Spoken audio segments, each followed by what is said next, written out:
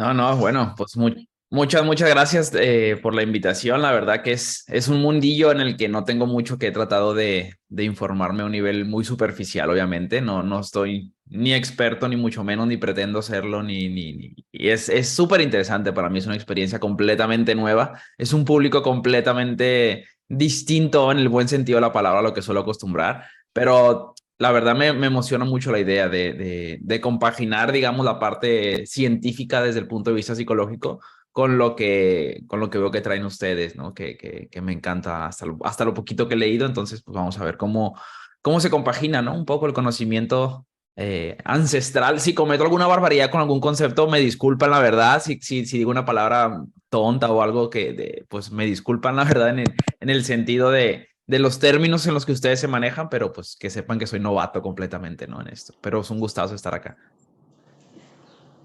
Bueno, para todas Bien, las personas que se conectan en estos momentos, somos la Orden Suyum de Budismo Chance en Latinoamérica, una organización que se dedica al estudio de la propuesta del Dharma, la propuesta de Siddhartha Gautama.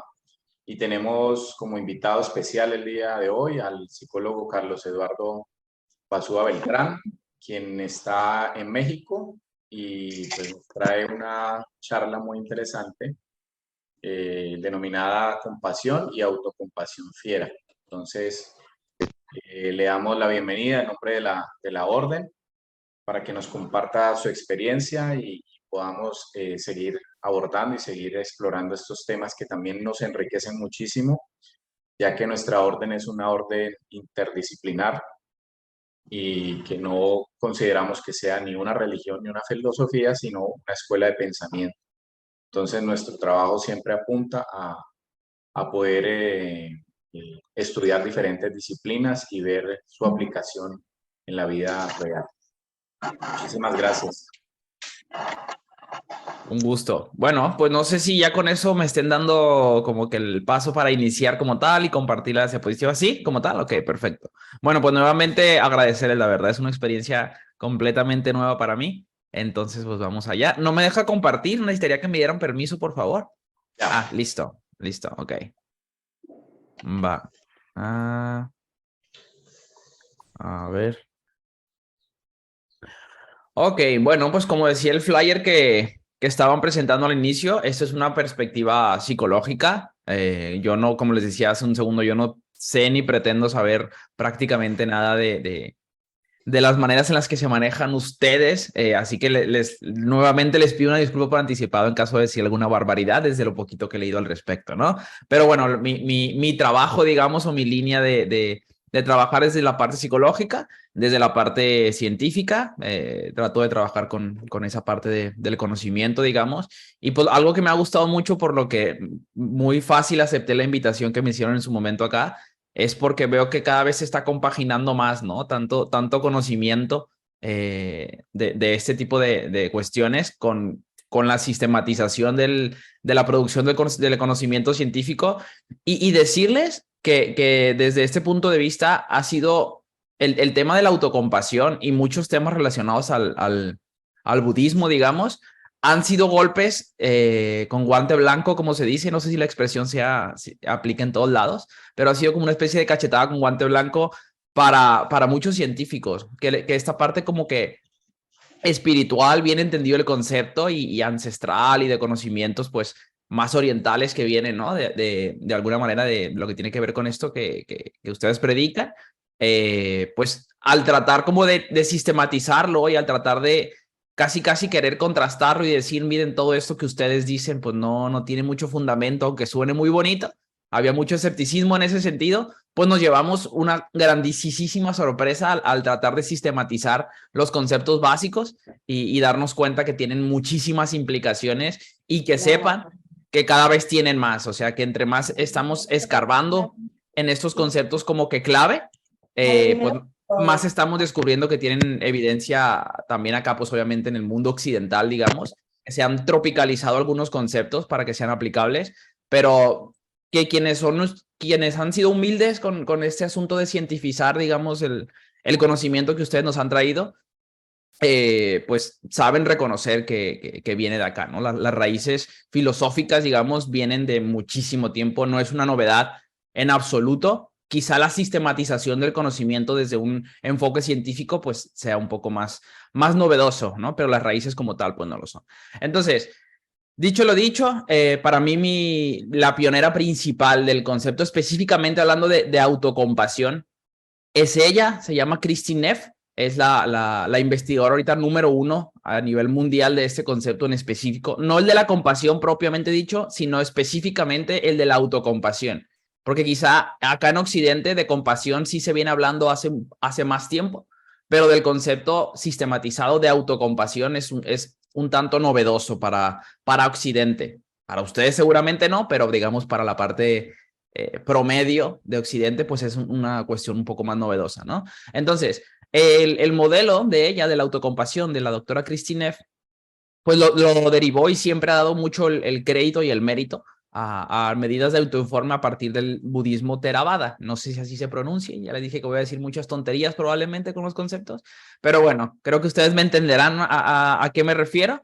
Y pues siempre es darle ese mérito a quien lo tiene. Es decir, esto no es algo nuevo, simplemente se ha sistematizado desde la parte científica, desde la parte de la investigación, y eso es ese es el mérito que se adjudica quizá a ella, ¿no? Pero dando el mayor peso del crédito a quien corresponde, ¿no? Entonces, el enfoque de la autocompasión implica acá 3 componentes principales, en el que es ser consciente y estar abierto al propio sufrimiento individual, ser amable y no condenarse a sí mismo, y la conciencia de compartir las vivencias de sufrimiento con los demás, lo que le llama la apertura a la común humanidad o a la humanidad compartida, ¿no? A que el sufrimiento es inherente, que eso es algo que me encanta de esa cosmovisión que se tiene en ciertos sectores, digamos, del budismo, esa premisa, ese mantra, por decirlo de alguna manera, de la vida y sufrimiento.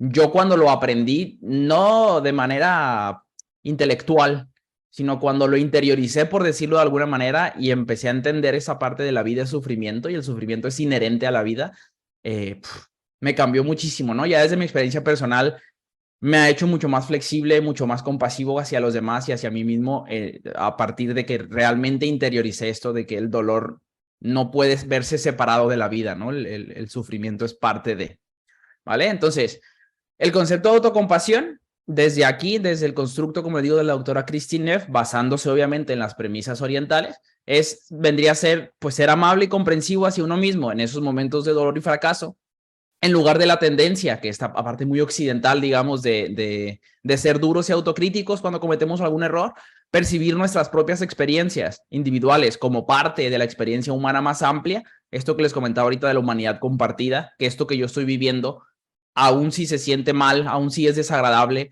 aún si es desafortunado, a alguien más le habrá pasado, a muchas personas más les habrá pasado. Es esta lógica de no soy el único al que le ha pasado eso, de no soy la persona que más sufre en el mundo, de no caer en esto, ni exagerar ni minimizar el sufrimiento propio ni ajeno.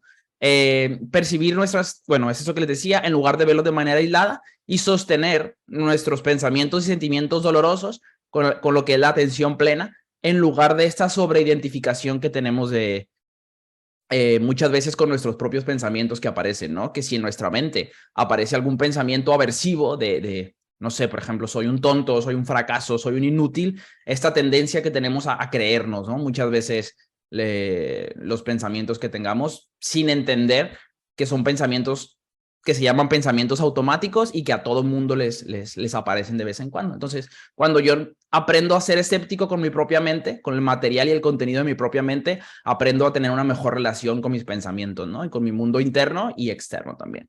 Entonces, los 3 postulados básicos de la autocompasión de la doctora Kristin Neff, de quienes estoy hablando, es, como ya les decía, bueno, aquí dice en la paternidad, aquí se me saltó esa parte, ignoran lo de la paternidad, es general, pero es que estaba contextualizada para una plática en otro momento, ¿no? Pero seguimos entonces, el asunto de la autoamabilidad, que como les comentaba es el tratarnos ante la adversidad de la misma manera en que trataríamos a un buen amigo, porque acá hay mucha esa costumbre de muchas personas con ciertos diagnósticos, vamos a llamar, que les es muy fácil ser compasivos con el otro, sobre todo cuando es alguien a quien queremos, cuando es un buen amigo, por ejemplo. Es muy fácil como que tratar bien a esa persona cuando esa persona nos dice que lo está pasando mal, pero que en una situación similar, cuando la vivimos nosotros mismos, es mucho más fácil caer en la autocrítica. De ahí surge, digamos, esta investigación, este apasionamiento de la doctora Kristin Neff por empezar a investigar eso, ¿no? De que veía que mucha gente puede ser muy compasiva con los demás, le puede ser fácil, pero suele ser muy autocrítica, muy autojuiciosa, digamos, consigo mismo, ¿no? Entonces, es desarrollar esta habilidad, son 3, digamos, subhabilidades que nos permiten desarrollar la autocompasión propiamente dicha. Esta es una de ellas, la autoamabilidad en lugar de la autocrítica, ¿no? Que es lo que les estaba comentando ahorita, el juzgarnos indistintamente, sobre todo en situaciones que están fuera de nuestro control. Eso es la postura contraria, ¿no? De la autoamabilidad a la autocrítica. La otra, que también ya se las comentaba un poquito de manera superficial un poco, es la de la humanidad compartida o la de común humanidad se le llama también, que es el reconocer que la imperfección y el sufrimiento, lo que decíamos un poco ahorita, son inherentes al ser humano, lo cual permite no sentirnos aislados de los demás cuando estamos afrontando el fracaso, cuando estamos afrontando el dolor, cuando nos sentimos mal por X o Y, cuando nos equivocamos en cualquier situación. Pues la idea de la humanidad compartida es decir, bueno, sí me equivoqué, sí tuve un error, sí estoy fracasando en ciertas cosas, pero el fracaso es parte también, así como el sufrimiento de la vida misma. Así como yo sufro, todo el mundo en algún momento ha sufrido, ¿no? Esa es como que la lógica un poco que ayuda a suavizar y a tratarnos de manera más amable a nosotros mismos en estos momentos, ¿no? De incomodidad, de dolor o de fracaso, en lugar de asumir que somos los únicos o que somos los que más nos equivocamos o los que más sufrimos, ¿no? Suponer que todos los demás sufren o se equivocan menos que yo. Eso es lo que se tiende a hacer también muchas veces, y esa es la contraparte. Y aquí pues Facundo Cabral, aludiendo un poco a esto que le estoy comentando, nos decía, bienaventurado el que sabe que compartir un dolor es dividirlo y compartir una alegría es multiplicarla, ¿no? Un poquito ahí, una parte un poco más romántica, digamos, ¿no? Para abonar ahí al concepto que les estoy mencionando. Y luego pues está el de la atención plena, que es esa apertura a experimentar el momento presente, sin la tendencia que tenemos a ser arrastrados por identificarnos con nuestras propias emociones o sentimientos, en lugar de suponer que lo que pensamos y sentimos es lo que define nuestra valía como personas, que en función de cómo nos sintamos es cuán valiosos somos, que si nos sentimos tristes somos menos valiosos, si nos sentimos culpables somos menos valiosos, o estamos pasando un mal momento de nuestra vida somos menos valiosos, y es tratar como que de romper un poco esa idea a través de lo que es la atención plena, sin juicios, obviamente una simple apertura, como lo dice el propio concepto, a vivir esos sentimientos o pensamientos por más que puedan ser o no desagradables, entendiendo que son parte de la vida misma.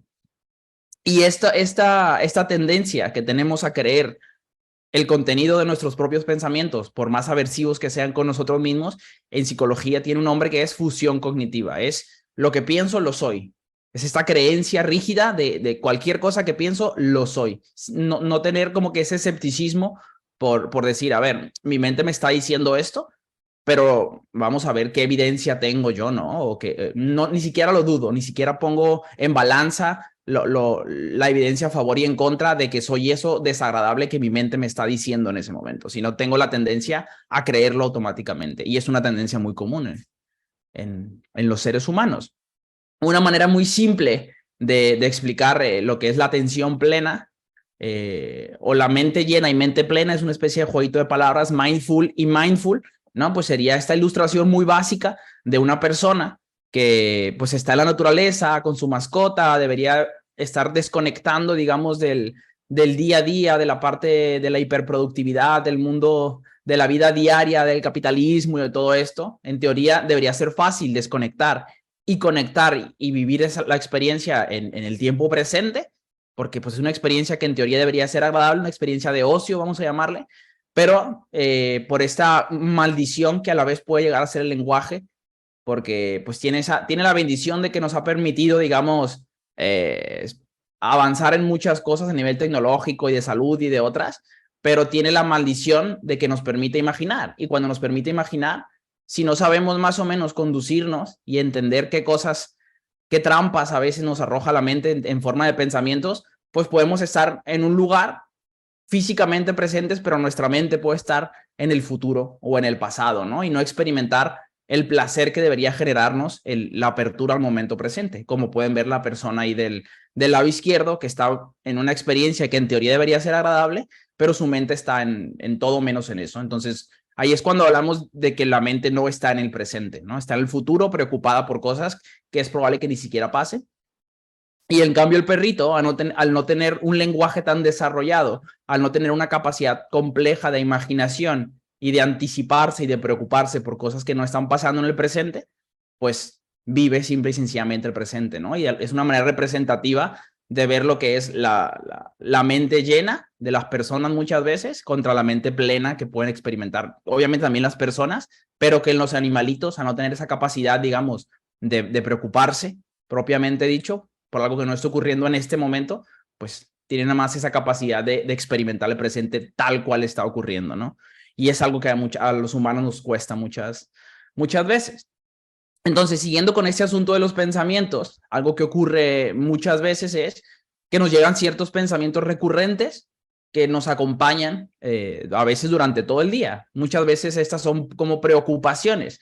Yo creo que a todos en algún momento hemos traído algún pensamiento muy pegadizo que no nos suelta y que todo el día nos está generando cierta preocupación o cierto malestar.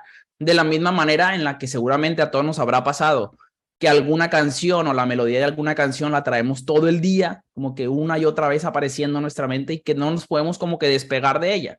Pero como no nos genera tanto malestar, pues no lo vemos tanto como un problema. Pero en el caso específico de una preocupación, como si nos genera un poco más de malestar, pues lo vemos más como un problema y tendemos a caer en el error de machacar el pensamiento, de sobreanalizar el pensamiento, de vivir todo ese malestar, aunque sea un pensamiento a futuro, aunque sea algo que no depende de nosotros, seguimos enganchados ahí sintiendo ese malestar y nos puede hasta arruinar el día, ¿no? ¿Dependiendo de qué? ¿Del pensamiento? No depende del contenido del pensamiento, depende de la relación que tengamos con el pensamiento y con nosotros mismos, el trato que nos damos a nosotros mismos cuando estamos teniendo cualquier tipo de pensamientos hacia los demás o hacia nosotros mismos. Por ejemplo, una crítica que yo hago a veces al fanatismo de la religión católica es estas frases de pecar de palabra, pensamiento, obra y omisión. Creo que una cosa así es, no me la sé bien, la verdad, pero creo que tiene que ver con eso. Pero la crítica va a la idea de pecar de pensamiento. Y entonces mucha gente, muchos fanáticos religiosos, que no es nada en contra de la religión propiamente dicho, sino contra este postulado en específico, pues vive sufriendo, porque si llegan imágenes desagradables a su cabeza, ya se imagina que está pecando como si estuviera haciendo eso que realmente solo está pensando y que ni siquiera decidió pensar, sino que apareció como un pensamiento automático. Un ejemplo muy común que yo pongo, y que antes me da un poco de pena, pero ya soy un poco más inmune a la vergüenza, es yo cuando era niño recuerdo cuando mi mamá, cuando yo estaba jugando fútbol con mis amiguitos, por ejemplo, a mis 8 o 9 años, y mi mamá me decía que ya era hora de meterse a la casa, yo en esos momentos sentía un profundo odio hacia mi mamá, pero un odio infantil, un odio que no dependía de mí. O sea, no era realmente hacia mi mamá, era hacia al hecho a la frustración que sentía porque me estaban quitando un rato de diversión. Entonces yo en mi mente empezaban a aparecer muchos pensamientos desagradables hacia mi mamá, de vieja loca, de qué le pasa, de por qué no me deja, o sea, pensamientos que si a mí me han enseñado que también puedo pecar de pensamiento, pues me estoy metiendo en un problemón porque estoy pensando cosas muy desagradables sobre mamá, pero no eran pensamientos que yo quería tener, eran pensamientos que simplemente aparecían por un estado de frustración en el que estaba teniendo. Yo realmente el amor que le tengo a mi madre es muchísimo. Entonces, pero para una persona a quien han instruido que también lo que piensas puede ser pecado, pues se vuelve bastante más doloroso este tipo de situaciones, ¿no? Acá la ciencia psicológica lo que decimos es todo lo contrario, no eres lo que piensas, eres lo que haces. ¿De qué me sirve a mí que tengas las mejores intenciones del mundo si luego no vas si luego vas y tratas mal a las personas? ¿O cuál es el problema en que alguien pueda tener muchos pensamientos un tanto desagradables, pero luego es muy amable con todo el mundo y ayuda a quien sea que tenga que ayudar? Entonces no nos enfocamos en los pensamientos, ¿no? Desde la ciencia psicológica. Y ese es un aprendizaje también más de religiones más orientales que de ciertas religiones pues occidentales, ¿no? No propiamente de las religiones, sino de las cosmovisiones, digamos, que hay desde ciertas culturas diferentes. Y bueno, el objetivo principal, digamos, del desarrollo o del enfoque en cuanto a la autocompasión de la doctora Kristin Neff, de quien les estaba hablando ahorita, pues era para esto, ¿no? Esta tendencia de perfeccionismo que hay, de hiperproductividad, esta poca oportunidad que la sociedad nos da de equivocarnos y de cometer algún error, que viene desde la crianza, pero la lógica es esto, ¿no? Ante el más mínimo error, tendemos a ser muy duros con nosotros mismos, traemos muy interiorizado eso porque la sociedad no nos permite equivocarnos, porque nuestros padres quizá no nos permitieron equivocarnos, porque en redes sociales todo mundo parece que tiene vidas perfectas. Ese es mi conflicto, sobre todo en Instagram, por ejemplo. Yo no uso mucho Instagram por eso, porque pareciera que todos tienen vidas perfectas. En cambio, en Facebook es como que más del pueblo, por decirlo de alguna manera, y se presta más para la comedia, para no tomarse las cosas tan en serio. No sé, por eso yo prefiero, por ejemplo, Facebook que otro tipo de redes sociales. No quiere decir que no ocurran otras cosas, pero tiene que ver con esto. Luego llegan a consulta muchas personas muy acomplejadas, principalmente mujeres, por cuestiones pues de lo que ven en Instagram, ¿no? Mujeres semiperfectas supuestamente, en la que no tienen casi ningún defecto físico, pero pues no saben que están llenos de filtros, o ven familias que parecen ser perfectas porque es lo que te quieren vender a través de redes sociales. Y eso genera pues que sea mucho más fácil yo sentirme imperfecto, yo sentirme un fracaso, yo empezar a autocriticarme porque no soy como eso que estoy viendo en redes sociales. Siguiendo con este asunto de lo que les comentaba ahorita, de la fusión cognitiva, que es esta tendencia a creer cualquier cosa que mi mente me diga. Por ejemplo, en la imagen de la derecha de abajo pueden ver una persona que le aparece el pensamiento de soy un desastre.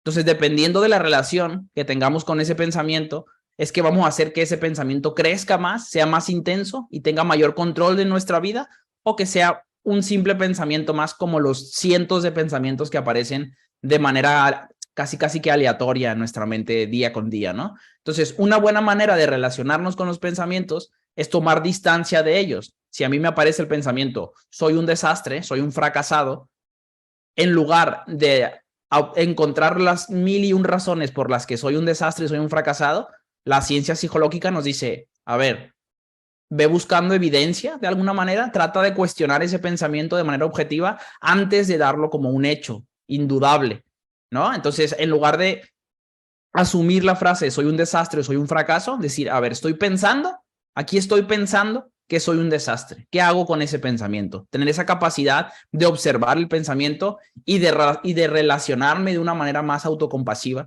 con esos pensamientos autocríticos que nos llegan. Es un poco esa la lógica de la fusión y la defusión cognitiva. Entonces, cuando yo me vuelvo escéptico con mis pensamientos, es cuando logro defusionarme o separarme o distanciarme de mis pensamientos, y eso hace que tenga una relación mucho más saludable conmigo mismo. Entonces, sobre los pensamientos, desde esta perspectiva es que no se controlan como tal los pensamientos, no se eliminan como tal los pensamientos, no se evitan como tal los pensamientos, y que los pensamientos propiamente dicho no son el enemigo a vencer.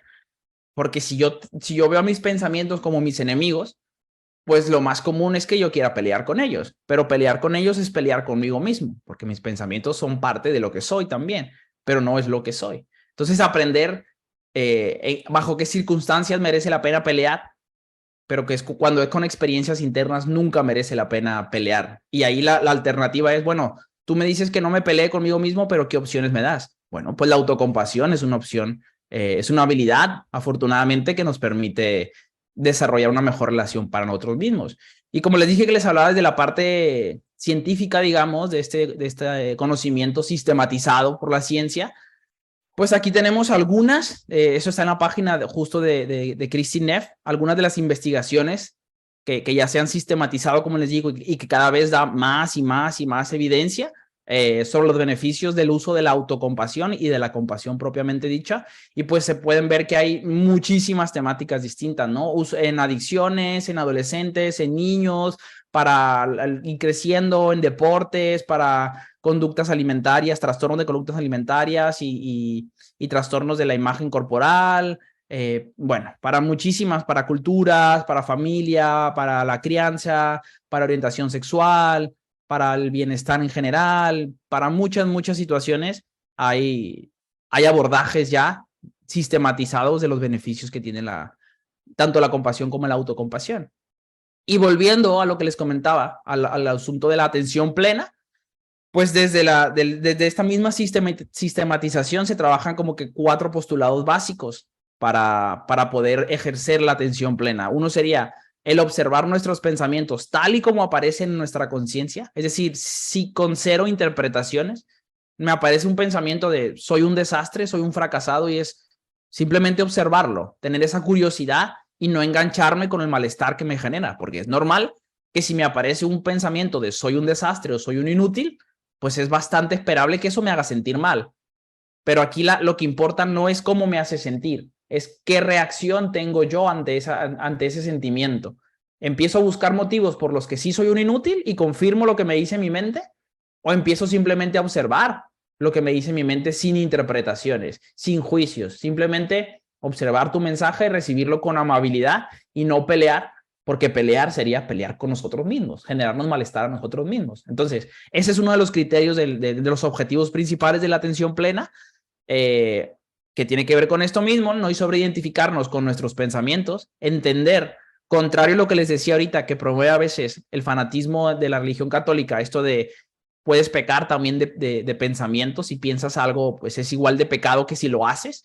Pues acá no, ¿no? Acá en la ciencia psicológica, en esta parte de la atención plena, nos dice que somos lo que hacemos. La salud mental va definida por lo que hacemos, no por lo que pensemos.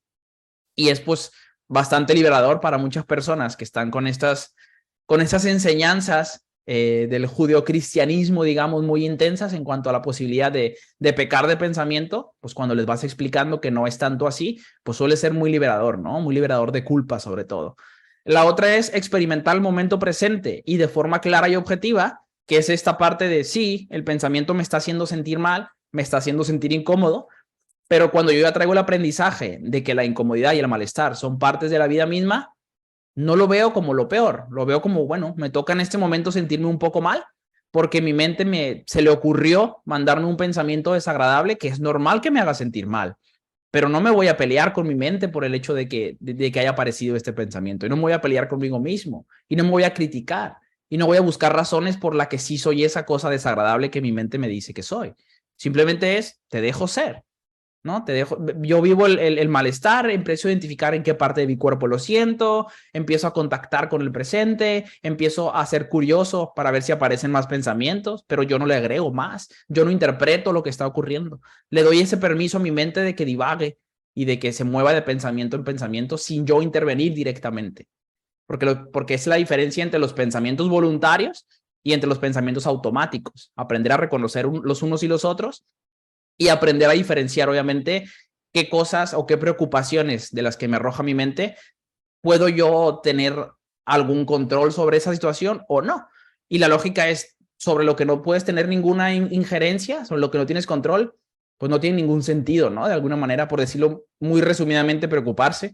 Y es aprender a diferenciar y enfocar ese tiempo que gastamos en preocuparnos por cosas que no están bajo nuestro control, para comprometernos y tomar acciones y decisiones hacia aquello en lo que sí podemos generar un cambio, ¿no? Esa es como que la lógica un poco de estos conceptos.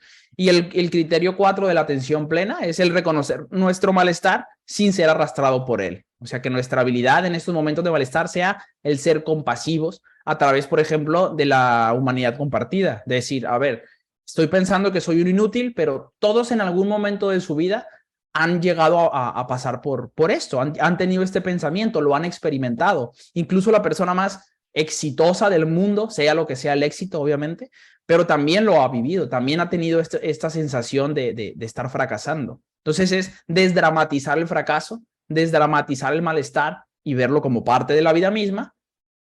Y eso nos hace reducir bastante la frustración cuando tenemos la expectativa de vivir sin sufrimiento o de vivir sin equivocarnos, ¿no? Que son enseñanzas pues que nos han venido bastante bien, sobre todo desde allá de Oriente. Esta ilustración suele ser como que un poco principalmente enfocada en niños y adolescentes, pero la lógica aplica perfectamente también para adultos, así que me tomé el atrevimiento de incluirla acá, y es sobre el asunto otra vez de los pensamientos intrusivos. Entender, como les decía hace un momento, que todos tenemos como tal pensamientos intrusivos, pero las personas, por ejemplo, en ansiedad, depresión, suelen tenerlos de manera más intensa y de manera más frecuente. Otro trastorno que también suele darse mucho es el trastorno por déficit de atención e hiperactividad, que yo soy un ejemplo de eso. Yo estoy diagnosticado con ese trastorno. De hecho, si se dan cuenta, me muevo mucho. Tiene que ver con esa parte de la hiperactividad y tiene que ver con el hecho de también estar pensando siempre. Yo hasta hace no mucho pensé que todas las personas están pensando cosas siempre y están produciendo pensamientos siempre. Y ahora me doy cuenta que no, que lo normal es tener momentos de tranquilidad en cuanto a los pensamientos. Pero como yo toda mi vida he estado teniendo pensamientos siempre, pues creí que era lo normal, hasta que empecé a investigar un poco y me di cuenta que no es lo normal estar pensando cosas siempre. Y bueno, una manera de manejar estas situaciones de pensamientos intrusivos, de pensamientos desagradables, de una manera más saludable. Acá no hablamos de bien y mal, acá no hablamos de términos morales, la psicología y la ciencia es amoral, no se mete en esos conceptos, pero sí lo que puede ser más o menos saludable para una persona. Entonces, una buena manera es esta ilustración que nos dio este artista de Instagram, que es tratar de ver a los pensamientos desagradables o intrusivos como un extraño visitante en una tienda, donde la tienda, en esta metáfora, vendría a ser nuestra mente. Entonces, el paso número 1 sería reconocer los pensamientos de manera tranquila, como bienvenido, señor pensamiento intrusivo, aceptarlos y recordar que no son voluntarios, que no dependen de nuestra voluntad, que no dependen de si queremos que estén ahí o no. Una vez que aparecen, ya están ahí, ya van a estar ahí por unos momentos, pero que dependiendo de la relación que tengamos con ellos, van a durar más o van a durar menos, y van a generar más o van a generar menos malestar. Entonces, aquí el pensamiento te estaría diciendo, puedo venir cuando quiera, y a lo mejor una reacción natural es, no quiero que vengas, te detesto, vete de aquí, por favor, no vuelvas nunca más, hasta rogarle al pensamiento para que ya no vuelva, pero pues eso es darle pelea, y darle pelea es, como les digo, hacernos un mal a nosotros mismos. Entonces, cuando te dice el pensamiento, puedo venir cuando quiera, pues tenemos que aceptar que sí, que puede venir cuando quiera, que no depende de nosotros el que ese pensamiento aparezca de vez en cuando, no. Una vez que aparece, ya está ahí. Entonces, recibir el pensamiento con amabilidad, a pesar de que genere malestar, es el conflicto en el que mucha gente entra. ¿Cómo voy a ser amable con algo que me está generando un malestar? Pero como es una experiencia interna, pues no tienes opción, ¿no? Es un poquito la manera de verlo, ¿no? Esperar a que el pensamiento se vaya, pero sin entrar en esta pelea o en esta autocrítica, en esta lucha porque desaparezca de inmediato. Se queda un rato en nuestra mente, está ahí husmeando y le damos tiempo. Tómate tu tiempo, lo que quieras venir a generar, yo te doy tu espacio, sabiendo que si hacemos esto va a durar menos tiempo de lo que va a durar si nos peleamos o nos enganchamos con él. Y luego mirar al pensamiento irse y esperar. Esta es la parte complicada, ¿no? Una vez que ya me mantuve firme y que no me enganché con el pensamiento, tengo que tener la expectativa de que va a volver en otro momento y no estar esperando y deseando de todo corazón que nunca vuelva, porque lo normal es que vuelva, ¿no? Entonces, cuando nos relacionamos de esta manera con nuestros pensamientos, hacemos que tengan menos control sobre nuestra vida. O sea, el objetivo de la gente que llega con muchos pensamientos intrusivos a consulta, por ejemplo, pues es ya no tener esos pensamientos y ya no sentirse así. Pero ese no es el objetivo, no es un objetivo realista. El objetivo es que esos pensamientos no controlen mi vida. Ese es un objetivo mucho más realista y mucho más trabajable. Y una vez que yo logro que esos pensamientos no controlen tanto mi vida, porque cambio mi relación con ellos, pues eso hace que los pensamientos bajen en frecuencia e intensidad.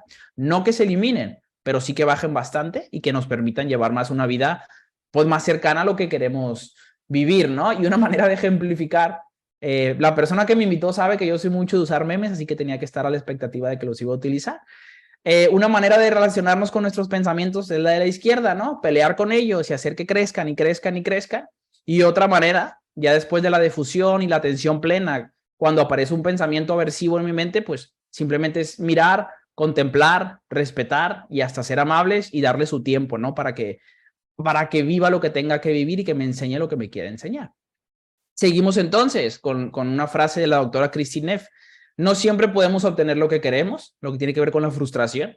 No siempre podemos ser la persona que queremos ser. Y ahí entra el conflicto, ¿no? Cuando negamos o resistimos esta realidad de que no siempre podemos obtener lo que queremos, ni podemos ser siempre como queremos ser, surge entonces el sufrimiento en forma de estrés, frustración y autocrítica. Pero que cuando esta realidad es aceptada con benevolencia y con amabilidad, pues desarrollamos habilidades positivas como la compasión y el autocuidado, y eso nos da muchas más herramientas para enfrentar esa situación que estemos viviendo en ese momento. Esta frase me gusta mucho, es de un libro, ayuda mucho a promover la autocompasión, es de un libro de Stephen Hayes que se llama Sal de tu mente, entra en tu vida, que también trae muchas raíces budistas.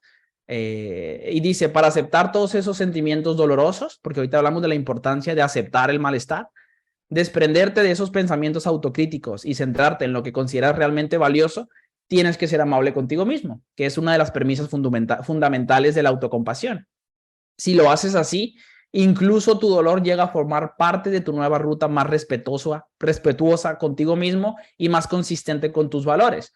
Con todo el respeto, rechaza las invitaciones que te hace la mente para hacerte daño a ti mismo por no haber sabido lo que ponía en el manual de las instrucciones que jamás recibiste. Es decir, desarrollar esta sensibilidad con uno mismo de hice lo mejor que pude con las herramientas que tenía en ese momento. Sobre todo cuando uno es más joven, ¿no? Principalmente en esos momentos de decir, bueno, la vida me dio esto, la vida me dio estas herramientas, mis padres me dieron estas herramientas, la sociedad me dio estas herramientas, y es entendible que con esas herramientas, pues hice lo mejor que pude.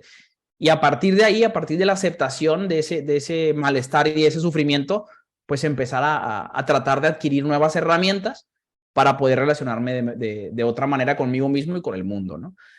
No tienes que defenderte asumiendo nuevas racializaciones defensivas, lo hiciste lo mejor que sabías, ahora sabes más cosas y ahora eres más consciente de muchas cosas, de muchas herramientas que necesitas, habilidades que necesitas desarrollar para tener una mejor relación contigo mismo y con el mundo.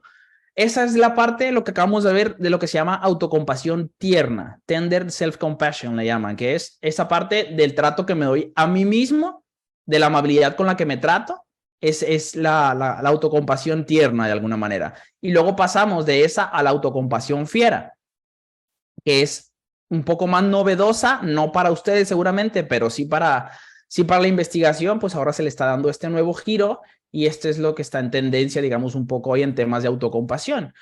La autocompasión fiera, pues, implica actuar en el mundo para aliviar el sufrimiento. Ahí está, entre paréntesis, el auto, porque creo que ustedes estarán de acuerdo conmigo que la autocompasión sin compasión hacia los demás, pues no tiene ningún sentido, ¿no? Para que sea realmente van inherentemente de la mano una con la otra. Tiene que existir autocompasión, tiene que haber compasión, o sea, aliviar mi sufrimiento y tratar de esforzarme por aliviar a la medida de lo posible el de los demás. Por eso incluyo el auto ahí entre paréntesis, porque es inherente la convivencia que hay entre una y otra. A veces necesitamos mantenernos firmes y decir que no, trazar límites o luchar contra ciertas injusticias. Eso tiene mucho, es lo que tiene que ver con la autocompasión fiera, ¿no? La parte de los límites, la parte de decir que no, la parte de si veo alguna injusticia, pues tratar de ayudar a la persona que está viviendo esa injusticia, siempre y cuando esa persona también esté receptiva a la ayuda, ¿no? Porque es muy complicado ayudar a alguien que no quiere ser ayudado. Y una manera de resumir un poco el dónde convergen tanto la autocompasión tierna como la autocompasión fiera, pues la autocompasión tierna ya la vimos ahorita, ¿no? Lo que tiene que ver con el autocuidado, con aliviar el sufrimiento personal, aceptarnos, con no ser tan críticos. Y por el otro lado, la autocompasión fiera, que es actuar también para aliviar el sufrimiento, protegernos a nosotros mismos, trazando límites, proveer, sabiendo decir que sí, sabiendo decir que no, sabiendo cuándo sí y cuándo no, motivar a otros para aprender, crecer y cambiar el mundo. Y esto de alguna manera pues va generando un yo más auténtico, ¿no? Me trato con amabilidad a mí mismo, trato con amabilidad a los demás, con compasión a los demás, pero no dejo que pasen por encima de mí. Es este punto de equilibrio en el que si yo aprendo a convivir con ambos tipos de autocompasión, pues llevo una vida mucho más auténtica, ¿no? Entre mis necesidades, mis deseos, respetando los deseos y necesidades también del otro. Entonces, nuestro yo auténtico afirma que ambos lados, el tierno y el feroz, contrarrestan los roles de género en los que nos vemos inmersos muchas veces por la socialización. Entonces vamos desarrollando esta fuerza de autocuidado que nos permite pues, prosperar de una mejor manera. Y aquí hay una especie de esquemita que me gustó bastante ver sobre el asunto de la autocompasión fiera, que sirve bastante como para representar el asunto de los límites, dónde deben estar más o menos esos límites colocados. esto, bueno, pues dice el acceso a ti como tal, que es el tigre, digamos, que representa la autocompasión fiera, pues es un privilegio, ¿no? No deberíamos de dejar que cualquier persona acceda a nosotros. Entonces, los círculos, digamos, aquí que se proponen son desconocidos de Internet, como los más alejados, digamos, de nosotros, aquellas personas a quienes conocen, pero no lo suficiente como para confiar tanto en ellos, simples conocidos, gente que no es tampoco como una amistad como tal, simplemente los has visto por ahí. La gente neutral, o sea, estos que son conocidos, pero no llegan a un punto tampoco de definirlos como íntimos o como amigos. Luego, los conocidos en quienes ya confías más. Y ya por último, el círculo más íntimo y pues ya lo más, obviamente lo más íntimo, pues yo mismo, ¿no? Mi relación conmigo mismo. Entonces, ¿qué tan fuertes deberían de ser nuestros límites? Si se dan cuenta, pues se va incrementando la fortaleza de esos límites y debemos entender que entre más extrañan sean las personas, los límites deben de ser todavía más fuertes. Esas barreras que yo pongo de decir, no, no puedes tú acceder a estas cosas mías, a esta intimidad mía, pues debe ir siendo cada vez más fuerte entre menos intimidad haya con los otros. Con todo el mundo, obviamente, hay que tener límites, pero con quien sea menos, con quien esté más alejado de nuestro círculo más íntimo, pues los límites deben de ser todavía más y más y más marcados y más fuertes. ¿Ok? Aquí entra la parte ya fiera, porque ya aquí es algo ya más que tiene que ver con el poner límites y con el que no permitir injusticias, ni para mí, ni para mis seres como que queridos de alguna manera. ¿Quién merece como que nuestra energía? ¿Quién merece como que nuestro tiempo? ¿Quién merece nuestra atención? ¿Quién merece pasar tiempo de calidad con nosotros? Pues aquí pueden ver que quienes aparecen como que más visibles serían quizá un poco las personas neutrales, aquellos con los que convivo regularmente, que pueden ser, por ejemplo, compañeros de trabajo, pueden merecer cierta energía, cierta ayuda, cierto apoyo. Los conocidos en los que sí confío y nuestro círculo más íntimo, que serían amistades fuertes y familiares, pero familiares que realmente hay un vínculo recíproco, ¿no? De dar y de recibir, porque puede haber familiares que tampoco se merecen nuestra energía, que también haya que marcarles límites muy claros a esos familiares. O sea, aquí no se habla de círculos sanguíneos, de vínculos, perdón, sanguíneos propiamente dicho, sino de vínculos recíprocos, independientemente de si es una amistad o es familia. ¿Ok? ¿De quién importa la opinión? Pasamos a esta siguiente diapositiva y es, pues, prácticamente de los conocidos en quienes confíes realmente y del círculo más íntimo. De los demás, pues cada vez va importando menos la atención, ¿no? Por eso se van desvaneciendo estos aros que se ven. ¿Y quién debería ser tus decisiones? Pues no hay.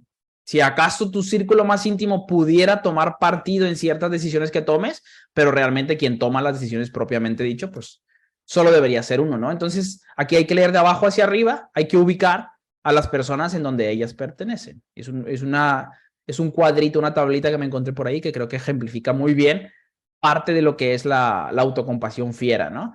Y lo que les decía ahorita, por ejemplo, del asunto de los familiares y de los amigos, pues cuando uno desarrolla esta autocompasión fiera, cuando uno aprende a poner límites, es algo que se ve muy, muy, muy común en la práctica clínica, por ejemplo, cuando uno trabaja con alguien que no sabe poner límites, que tiene pocas habilidades sociales, que no tiene comunicación asertiva, que deja que los demás, que ve como que los deseos de los demás más importantes que mis deseos y que incluso que mis necesidades, pues por la razón por la que la hacen en la gran mayoría de las ocasiones es por temor a que si yo le pongo un límite a esa persona, a que si le digo que no a algo que me pida, a que si no estoy siempre disponible para él a cualquier hora y cualquier día, pues se aleja de mi vida, ¿no? Y eso pues generaría un malestar, pero como no me he reconciliado, como no he hecho las paces con esta idea de que el malestar es propio de la vida misma, de ahí la importancia de transmitir esta idea, ¿no? De que la vida es sufrimiento y que a veces ese sufrimiento nos lleva a crecer, pues pasa que mucha gente se mantiene aferrada a relaciones de amistades, entre comillas, amistades o de familia, cuando no merecen la pena. Estas frases, por ejemplo, acá en México son muy comunes de la familia es la familia es lo más importante y lo más sagrado, pero ¿cómo es posible que te pelees con tu padre o con tu madre o con tus hermanos?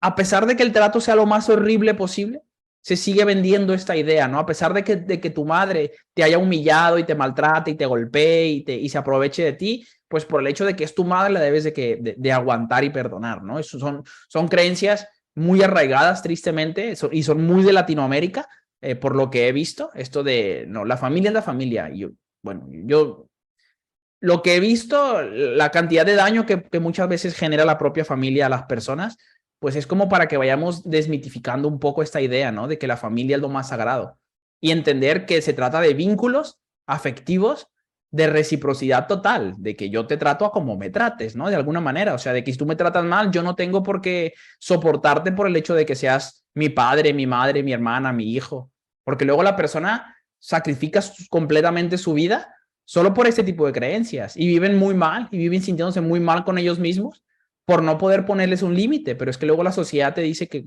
cómo es posible que le vas a dejar de hablar a tu hermano o a tu padre o a tu hijo, ¿no? Entonces, ese es un gran motivo por el que mucha gente se mantiene en relaciones violentas, por estas interiorizaciones que tiene de que la familia es la familia, ¿no? Y que es lo más sagrado.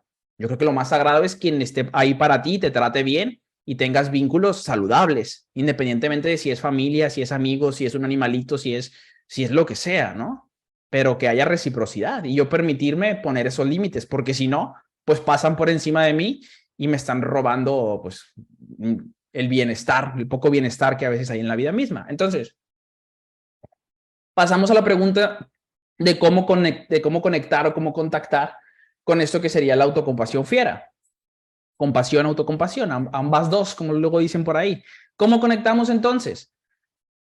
Uno, hay como una especie de mini protocolo que puede ayudar para esto, en donde el punto número uno sería pensar en una situación, que ahí se las dejo y si quieres puedo pasar las diapositivas para que en su momento hagan este ejercicio, lo hagan con alguien más, como ustedes gusten, ¿no? Sobre todo va orientado para quienes les cueste la parte de poner los límites, para quienes sientan que esta autocompasión fiera de la que les hablo, que es de no tolerar las injusticias hacia los demás ni hacia uno mismo, pues sientan que les cueste. Si sienten que les cuesta decir que no, si sienten que les cueste dar su opinión en algún contexto porque pues mi opinión no la siento tan válida, pues esto es un pequeño ejercicio que les puede llevar un poquito a ir desarrollando esa habilidad de la autocompasión fiera, de aprender a establecer límites democráticos, obviamente, entre yo y las personas con las que comparto tiempo, ¿no? Entonces es pensar en una situación en la que haya sentido la necesidad de proteger o de protegerte, de proteger al otro o protegerte, estableciendo límites para ti o para alguien más. Pensar en esa situación. Aquí normalmente, por ejemplo, cuando se hace en terapia, pues se le pide a la persona que cierre los ojos y se le va guiando, ¿no? En esta especie de meditación guiada, vamos a decir. Pero aquí por cuestiones de tiempo, pues no lo vamos a poder hacer, ¿no? Simplemente les voy a ir diciendo los puntos. El primero entonces es una situación en la que hayas sentido la necesidad de proteger o de protegerte y que pues no lo hayas hecho, ¿no? El paso número 2 sería conecta con el recuerdo con atención plena, o sea, pudiera ser cerrar los ojos, traer ese recuerdo al presente y vivirlo sabiendo que revivir ese recuerdo pues va a traer consigo algo de malestar, la sensación de injusticia, la frustración, a lo mejor la culpa por no haber actuado como sé que debía haber actuado, o sea, poniendo límites. Entonces, a través de la atención plena conectamos, traemos ese momento al presente, lentamente y con convicción nos vamos diciendo nosotros mismos, puedo ver con objetividad lo que está pasando. Aquí esto quiere decir no interpretar nada de la situación, ni a favor del otro ni a favor mío, simplemente ser objetivo en la situación que estoy viviendo, pues de injusticia, ¿no? De alguna manera. Luego utilizar una de las subhabilidades que les comentaba ahorita de la autocompasión, es la de la humanidad compartida, esto que me está pasando a mí, este sufrimiento que estoy viviendo, esta sensación de fracaso, de culpa, es algo que todo mundo vive en ciertos momentos. Entonces, para ir interiorizando esta lógica de la humanidad compartida, podemos usar la frase como no estoy solo. Hay mucha gente que ha experimentado algo como esto. Hay mucha gente que aún le cuesta poner límites. Hay mucha gente que aún le cuesta esto de la autocompasión fiera. No soy el único. Entonces, pero también hay mucha gente que sí lo ha podido desarrollar. Entonces, si ellos han podido, ¿por qué yo no podría hacerlo? ¿No? Como para motivarnos un poco. El punto número 4 sería tener un gesto de valentía y de fuerza para contigo mismo a través del diálogo interno, ya estando todavía en el proceso de atención plena. Debo protegerme y debo ser mi principal defensor. A partir de esa lógica, ¿no? Esto es como que la frase principal de la atención, de la autocompasión fiera es debo protegerme. Debo ser la persona principal que me defienda. Yo, antes que nadie, debo yo aprender a defenderme. Esto es lo que propone la autocompasión fiera. El punto número 5 sería tener un gesto de autocompasión tierna. Ser amable con nosotros mismos también tiene mucho que ver con eso, por las veces en las que no nos hemos defendido. Porque no se trata, mucha gente, cuando sabe que debe poner límites, pero no puede hacerlo porque no ha desarrollado esas habilidades, luego vive toda la vida sintiéndose culpable por las veces que no se ha defendido, que no ha puesto un límite, que no ha dado su opinión por miedo al que dirán, que se ha guardado una opinión o que ha aceptado hacer algo que no quisiera haber hecho.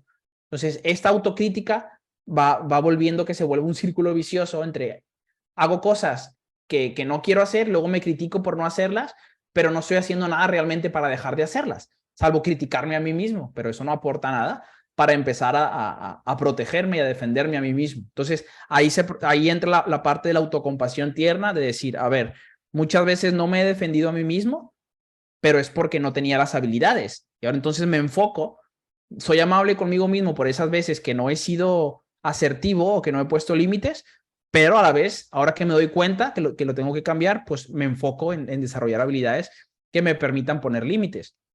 Y la 6 sería darnos el permiso de experimentar todas las emociones que aparezcan en estos momentos en los que no nos hemos protegido, ¿no? Ya sea la ira, la culpa, la frustración, pero a la vez, o sea, me doy permiso de sentirlo, pero soy amable conmigo mismo. No por el hecho de que me sienta culpable, me agrego motivos para automartirizarme o para autoflagelarme de alguna manera, sino me doy permiso de sentir la emoción, porque no depende de mí sentirla o no sentirla, pero soy amable conmigo por el hecho de tener pensamientos de ira o sentimientos de ira, ¿no? Es otra manera de abordarlo.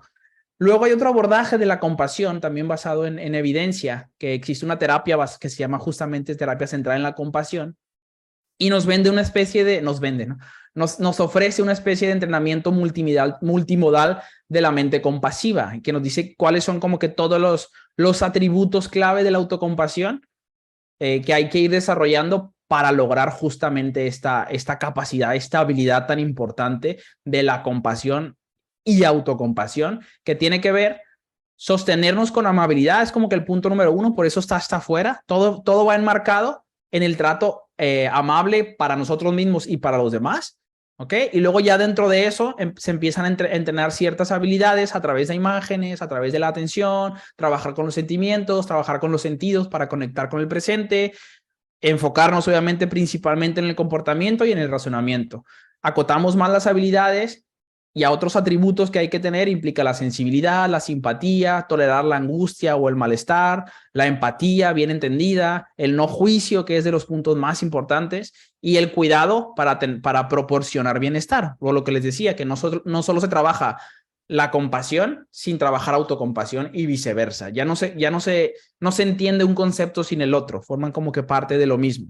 Y ya pues en el centro de todo pues estaría el desarrollo de la capacidad o la habilidad tan importante de ser compasivos y autocompasivos. Entonces, una habilidad que se desarrolla aquí, que es súper importante, que tiene que ver con la autocompasión fiera, pues una buena manera casi que de llamarle también sería la de asertividad. Tiene bastante relaciones. Sería, una de las habilidades más importantes a desarrollar cuando hablamos de autocompasión fiera. Y aquí les voy a mostrar yo de manera muy breve, por cuestiones de tiempo, cuáles son, desde la parte científica, cuáles son los 4 pasos para trabajar la comunicación asertiva. Cuando algo de otra persona me está generando malestar, cuando siento que hay un límite que debo establecer con la otra persona, hay 4 pasos a seguir para hacerlo de manera asertiva. Y les voy a enseñar esto con el permiso de la persona, porque me dio su permiso.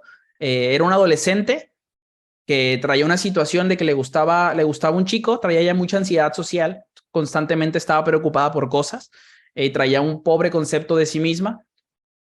Cuando empezó a sentirse atraída por un chico, empezaron a interactuar, pero el problema aquí resultaba era que el chico trabajaba por las tardes y había días en los que tenía tanto trabajo que no le podía contestar los mensajes a la chica. Entonces ella, al ser una persona muy ansiosa y a ser muy autocrítica y tener un pobre concepto de sí misma, pues empezaba a pensar muchas cosas muy desagradables, como que era su culpa, como que ella había aburrido al chico, como que el chico ya estaba harto de ella, como que le contestaba solo por lástima, cuestiones de este tipo, ¿no? Que son muy comunes en las personas con ansiedad y con un pues pobre concepto de sí mismo. Entonces, lo que trabajamos fue a través de estos 4 pasos que le voy a enseñar, cómo transmitirle este malestar a la otra persona sin culparla del malestar, pero sí explicándole que hay una situación de la otra persona que me está incomodando, sin reclamar tampoco, simplemente es describir la situación, que como pueden ver es el paso número 1, y llegando a un punto de común acuerdo en el que veo si la otra persona está dispuesta a ayudarme a tranquilizar mi malestar sin culparla yo por el mismo, o si tiene alguna otra manera en la que podamos solucionar el problema, o si simple y sencillamente no le interesa ayudarme a sobrellevar mi malestar con algo tan simple que pueda hacer, que ahorita vamos a ver qué fue eso que se hizo. Y pues bueno, si la otra persona no tiene ninguna intención de ayudarme con mi malestar, con mi sufrimiento, pues ahí establezco el límite y corto contacto, ¿no? Si no hay ninguna disposición del otro por ser compasiva con mi situación. Entonces, el punto número 1 que se trabajó con esta chica fue, esto lo escribió ella, ¿no? Ya que empezamos a trabajar. El punto número 1, como les digo, es la descripción de los hechos, que es sin reclamar, sin interpretaciones, sin juicios, sin culpar al otro, sin absolutamente nada de eso, simplemente describir qué es lo que está pasando. Y en el caso de esta chica, lo que estaba pasando es esto. Desde que nos conocimos, le dijo al chico, hay días en los que hablamos mucho y eso me pone muy contenta porque me gusta mucho hablar contigo. Pero hay días en los que siento que por alguna razón pasa mucho tiempo para que me respondas y esos días no me la paso tan contenta. Esto, si se dan cuenta, es pura descripción objetiva de qué es lo que está pasando. No es decirle, por tu culpa yo me siento ansiosa, porque tú no me contestas me siento horrible. No, es simplemente qué es lo que está pasando. Descripción objetiva, sin interpretaciones ni juicios. El segundo paso es las consecuencias, principalmente las consecuencias emocionales de eso que está ocurriendo, sin culpar al otro, sino decir, no es por tu culpa me siento así, no es esto que está pasando está trayendo que como consecuencia yo me sienta así. Entonces la chica le dijo, me siento ansiosa, triste, empiezo a tener preocupaciones tipo, pude haber dicho algo mal, siento que estoy siendo muy intensa y que te cuento cosas que a lo mejor ni te interesan, ya no le interesa hablar conmigo, ya no te interesa hablar conmigo, lo aburro, me odia, cosas de este tipo, ¿no? Esta fue la explicación en el punto número 2 de las consecuencias emocionales. Luego lo que se hace es una propuesta de cambio de la persona interesada en que haya un cambio. Lo que se le dice es, a la propuesta a la que llegamos, la trabajamos junto en terapia, fue, yo entiendo que hay días en los que estás más ocupado, porque ella lo entendía, o sea, ella sabía que el chico había días en los que no podía contestar y que esa era normalmente la razón por la que tardaba en contestar, pero su mente la quería convencer de otra cosa, porque su autoestima era baja, porque el concepto de sí misma era bajo, porque tenía esta tendencia a la autocrítica. Entonces, por más que supiera que había una razón, su mente trataba de convencerla de lo contrario. Entonces, la propuesta de cambio fue, yo entiendo que hay días en los que estás más ocupado y no le veo de nada de malo, lo entiendo porque trabajas, pero lo que te propongo, le dijo, es que si vas a estar ocupado un rato, simplemente me mandes un mensajito de que no me vas a poder contestar durante algunas horas y creo que eso ayudará a que yo no sienta que te aburro o que dije algo malo, que me va a dar evidencia para cuando mi mente me diga que te aburro o que dije algo malo o que ya no me quieres contestar porque me odias, yo recordar que tengo ese mensaje que dice, no es que lo aburra, es que está más ocupado en este momento y eso me ayuda como que a tranquilizarme. Y luego el cuarto paso es el de común acuerdo, que es, la chica le dijo, esto es lo que yo he notado, esto es lo que yo siento. De hecho, le dijo el tema de la ansiedad y de mis preocupaciones, ya lo estoy tratando en terapia, pero de momento me es difícil lidiar con ello. Y bueno, eso es lo que te propongo, pero quiero saber qué es lo que tú piensas sobre lo que yo te propongo. Porque no es como que yo marco el límite y yo digo todo lo que se va a hacer y cómo se va a hacer de aquí en adelante. No, yo lanzo una propuesta de manera objetiva como esta que acaban de ver y veo qué piensa el otro de lo que le acabo de decir. Le puede parecer muy exagerado, puede decir, ¿sabes qué? La verdad no me interesa, puede decir, ¿sabes qué? Se me hace muy, muy intenso lo que me estás proponiendo, ¿sabes qué? Yo no tengo por qué estarte avisando. Y es válido, si lo hacen de una manera respetuosa, es válido que lo haga. Pero entonces no está mostrando interés en ser compasivo con la situación de la chica y ahí ese vínculo, pues lo ideal sería de alguna manera cortarlo. Esto tiene que ver mucho, mucho con la autocompasión fiera, esta capacidad de poner las cartas sobre la mesa, de hablar, de decir a las personas cuando algo me está generando malestar y si la otra persona no tiene ninguna disposición, ninguna intención de ayudarme a aliviar ese malestar, pues no tiene mucho sentido seguir con ese vínculo, sea el vínculo del tipo que sea de pareja, sea de familia, sea de amigos, sea de lo que sea, ¿no? Esa es como que la idea estructurada de cómo se trabajaría una situación de injusticia mediante habilidades de la autocompasión fiera, ¿no? Marcando esos límites. Y bueno, ya hablando, siguiendo con el tema de la compasión, pues son imágenes que se me hacen interesantes y que ilustran bastante bien ciertos temas. Cuando uno desarrolla las habilidades ya de autocompasión, tanto fiera como tierna, pues llega al punto de ser más amable consigo mismo, y es cómo he podido ser tan duro conmigo mismo si conozco mejor que nadie pues lo que me ha tocado vivir, ¿no? Ese ser amables y compasivos con nosotros mismos, sabiendo que nadie conoce mejor que nosotros nuestra historia de vida.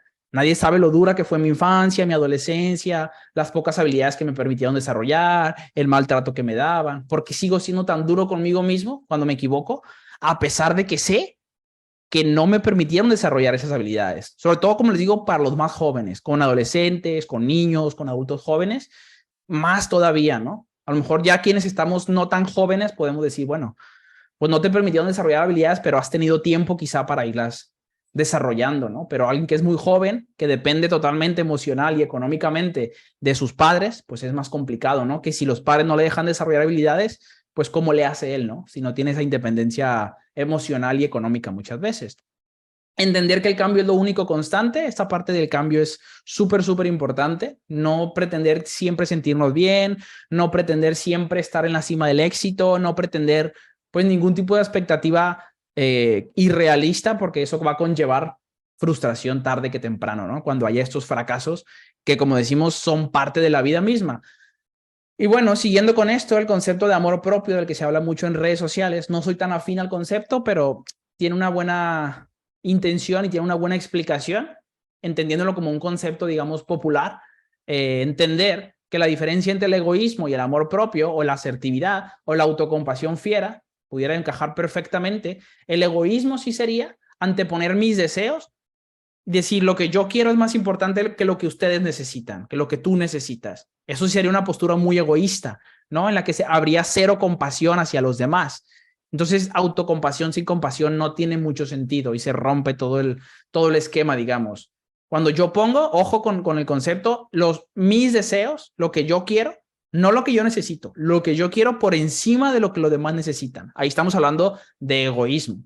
Y estamos hablando de autocompasión y de compasión fiera cuando antepongo mis necesidades a los deseos de los demás.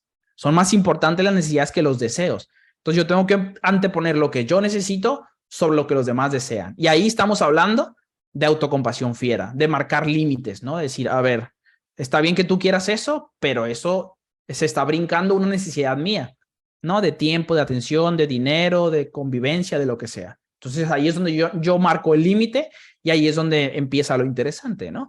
Y bueno, más frases que de repente me encuentro, y a como he ido desarrollando la plática esta, pues les he visto sentido como que incluirlas. Mi teoría conspirativa favorita es que todo va a estar bien. Como les digo, como les decía al principio, ¿no? Este aprendizaje interiorizado de la vida de sufrimiento, o sea, es que me ha ayudado tanto para mi práctica profesional como terapeuta, como para mi vida diaria. Me ha ayudado muchísimo el entender que las cosas no siempre van a estar bien, que el tiempo no cura nada, y estas frases de que el tiempo lo cura todo, por más inacción que haya de las personas, pues les digo, me ha ayudado muchísimo en muchos aspectos de mi vida, ¿no? Y aquí la idea pues sería, los invito a todos que se tomen un juguito, ¿no? De autocompasión fiera, y bueno, pues ya más o menos vamos cerrando, y pues cerramos, si les parece. No sé si conozcan esta canción de REM, de Everybody Hurts, que también representa bastante bien esta idea que les comentaba, ¿no? De que todo mundo sufre en ciertos momentos. Entonces es una canción que ejemplifica perfectamente el apartado que les decía de la humanidad compartida, de que todos fracasan en ocasiones, todos sufren, todos se sienten mal, todos en algún momento se sienten incompetentes, y cuando yo tengo eso tatuado en mi mente, eso de que a todos les ha pasado o a todos les pasa, duele menos cuando a mí me pasa, porque sé que a todo mundo le ha pasado, ¿no? Un poco es esa lógica de esta canción de REM. Y bueno, pues es una probadita de alguna manera nada más. Es una pequeña introducción desde la perspectiva psicológica a lo que se está trabajando ahora, tanto en autocompasión como en autocompasión fiera. Tiene que ver con eso.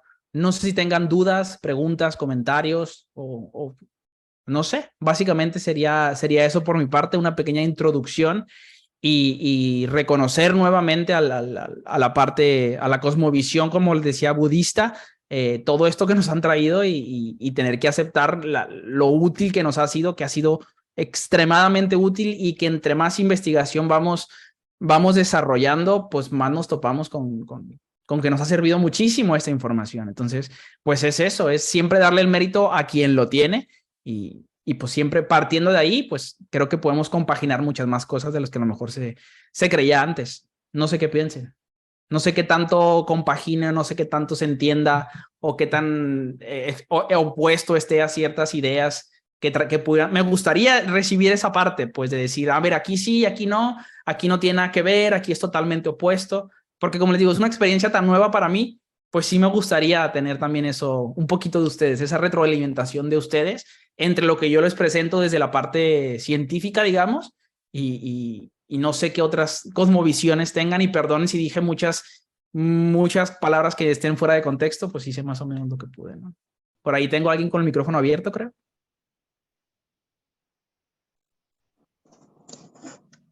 Hola, Carlos. Hola, maestros. ¿Cómo están? Buenas tardes a todos.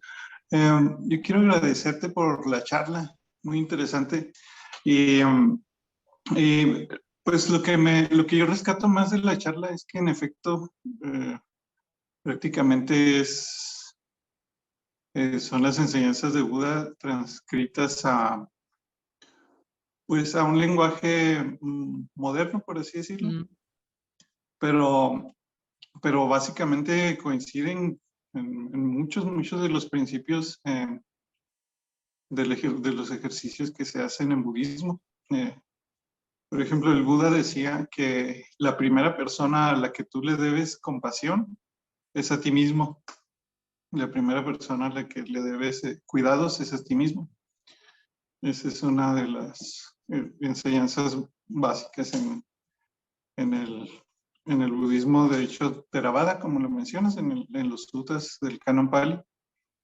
Y también en unos aspectos que prácticamente todos, el uso de la atención plena, el reconocer que los pensamientos son como un fenómeno más que ocurre, digamos, como se usa esta metáfora en el budismo zen, de que un pensamiento es como una nube que pasa por el cielo, que no tenemos por qué aferrarnos a él y considerarlo como si fuéramos nosotros, darle una importancia exagerada a ese pensamiento, sino considerarlo como lo que es, como un fenómeno natural, más como lo es, por ejemplo, una nube que pasa por el cielo. Y creo que eso sería todo mi comentario. En general, veo muchísimas coincidencias y me costaría trabajo encontrar las partes en donde no coincide con las enseñanzas de Buda, lo que acabas de presentar. Vale, no, pues muchísimas gracias. Saber que sí vamos más o menos en ese sentido, que sí que sí se han respetado, digamos, estas tradiciones de alguna manera, ¿no? Que se han sistematizado de otra forma, pero que, como les decía, parten completamente de ahí.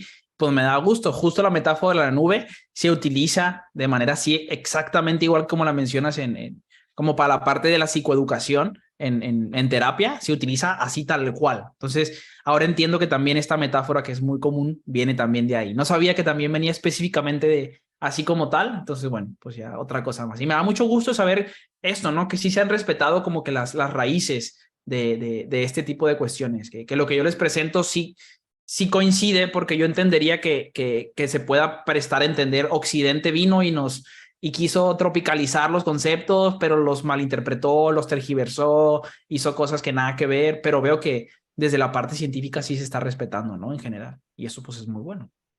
Muchas gracias. No sé si hay alguien más. Hola, buenos días. Buenos días. Muchas gracias, pues ya pongo la cámara. Sí, por favor, porque no veo quién me está hablando. ¿María? Sí, hola. Ok, ¿Cómo? vale, perfecto. Y de ahí pasamos con Rep, que está levantando una mano también. Ok. Listo. Mira, yo te hago una pregunta. Sí, yo conozco la metáfora de los pensamientos son como nubes y que uno es como una montaña y que no te interfieres con ellos. Pero ¿cómo diferenciar entre veo el pensamiento, no me engancho con él, y no, lo acepto, lo escucho, veo que me trae, pero cuando hago eso no me termino enganchando con el pensamiento. Y también cómo diferenciar entre tengo la autocompasión, no me juzgo, y más bien estoy siendo como over patronizing, o sea, soy demasiado meloso conmigo mismo, o sea, como demasiado suave.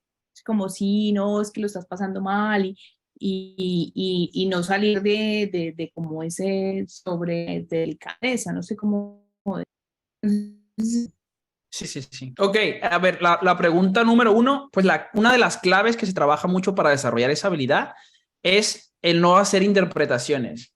O sea, el vivir, experimentar la situación del pensamiento y lo que me genera en mi cuerpo y en mis emociones tal cual. Es difícil porque tendemos mucho a hacer interpretaciones, más si es sobre un pensamiento personal. La tendencia o el impulso inicial es interpretarlo, ¿no? Y tratar de ver por qué, el por qué. O sea, ese es el gran problema que caemos en querer explicar todo siempre, ¿no? Tenemos esa tendencia muy arraigada de querer buscar una explicación más profunda y ahí es donde empezamos a entrar en este hecho de engancharnos con el pensamiento y empezar a pelear de alguna manera, ¿no? Ese es como que el detalle. Si le estamos poniendo interpretaciones a lo que está ocurriendo en ese momento, lo estamos haciendo mal en el sentido de que nos estamos enganchando. Pero si estamos observando y viviendo y experimentando ese presente tal cual está ocurriendo, que se requiere su tiempo, pues es que lo estamos haciendo de una manera más saludable. Si no estamos haciendo todo lo posible porque el pensamiento se vaya, ahí estamos en un problema. Si entramos en ese objetivo de hacer todo lo posible porque el pensamiento desaparezca y porque el malestar desaparezca, nos estamos enganchando con él. En cambio, si nos estamos permitiendo vivir ese malestar, aceptando ese malestar como parte de este sufrimiento inherente, de este malestar inherente a la vida misma, pues lo estamos haciendo bien, porque me estoy dando permiso de sentirme mal. No me estoy peleando conmigo por sentirme mal. No veo el malestar como un enemigo. Esos pudieran ser algunos indicadores para decir si estás o no viviendo realmente la experiencia de manera abierta y sin juicios ni interpretaciones. Esa pudiera ser la respuesta más o menos a la primera pregunta. En la segunda, pues sí hay una diferencia entre exagerar nuestro sufrimiento, que son habilidades que también se trabajan bastante, que tienen mucho que ver con el punto anterior de aprender a observar la realidad tal cual como es, sin interpretar ni a favor ni en contra, o sea, sin minimizar mi sufrimiento, pero sin maximizarlo. Entender que estoy sufriendo, que mi sufrimiento es válido, pero que no soy ni la persona que más sufre del mundo ni la persona que menos sufre del mundo. Cuando alguien empieza a utilizar muchos adjetivos de yo sufro más que tú, cuando alguien empieza a comparar el sufrimiento con el de alguien más, ya está cayendo muchas veces en el error de victimizarse para obtener algo de esa victimización y caemos ahí ya casi que en la lástima por uno mismo. Y la lástima por uno mismo no nos trae nada bueno porque es una actitud pasiva que no nos permite enfocarnos en lo que hay que crecer, en el malestar que hay que experimentar y en las habilidades que hay que desarrollar. Cuando yo solo quiero obtener lo que me hace sentir bien a través de esto, a través de hablar de mi sufrimiento y no a través de tratar de curarlo, de sanarlo y de entender que el sufrimiento es parte de la vida, en lugar de utilizarlo como una herramienta. Ese es el problema, ¿no? Cuando yo mi sufrimiento lo utilizo como herramienta para obtener cosas, ahí estoy cayendo justo en eso que tú mencionas. Pero cuando yo mi sufrimiento simplemente lo acepto, lo visibilizo y soy amable con él, sin pretender obtener algo propiamente de los demás a través de ese sufrimiento, estoy siendo objetivo con mi sufrimiento. Es decir, nadie puede invalidar mi sufrimiento, pero nadie puede tampoco ni maximizarlo ni minimizarlo, ninguna de las dos. Y son habilidades que son complejas de desarrollar porque ser objetivos con nuestro sufrimiento es súper complicado. Súper complicado. Con el de los demás también, pero con nuestras mismas emociones, ser objetivos es súper difícil porque tenemos una tendencia completamente opuesta a esto, ¿no? Y si aparte obtenemos a veces algo de este victimizarnos de manera sistemática, pues también luego es complicado, ¿no? Renunciar a eso que nos da en ciertas ocasiones, aunque suene fuerte decirlo, el dar lástima, porque nos da resultados, ¿no? El siempre ser el pobrecito de alguna manera. Pero bueno, ahí está el punto medio, ¿no? Entre una y otra. Espero más o menos haber resuelto un poco lo que comentas. Igual por el contrario, uno no cae pues en el pobrecito, sino que se va en el otro extremo. Es como porque si yo ya sabía cómo se hacía, o si esto ya me había pasado, porque lo estoy repitiendo. Entonces eso es a lo que me refería con el rumiar el pensamiento una y otra vez, y es como que me dices, no analizarlo, pero no, me pregunto, si yo no lo analizo y no lo disecciono, ¿cómo voy a evitar pues, repetirlo?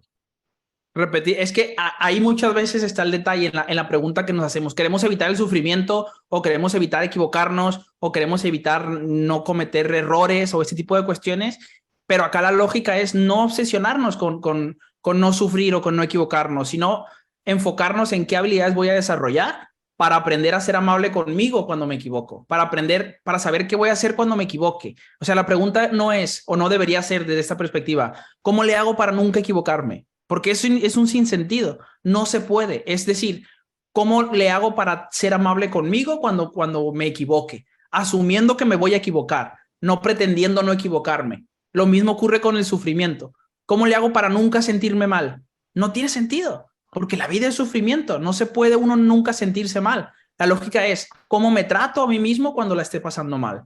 Sin exagerar y sin minimizar mi sufrimiento. Esas son preguntas que son enseñanzas, hasta donde tengo entendido, y que me corrijan ahorita, más propias del budismo. No enfocarnos en no equivocarnos, sino en el trato que me doy a mí mismo y que le doy a los demás cuando me equivoco o cuando estoy sufriendo.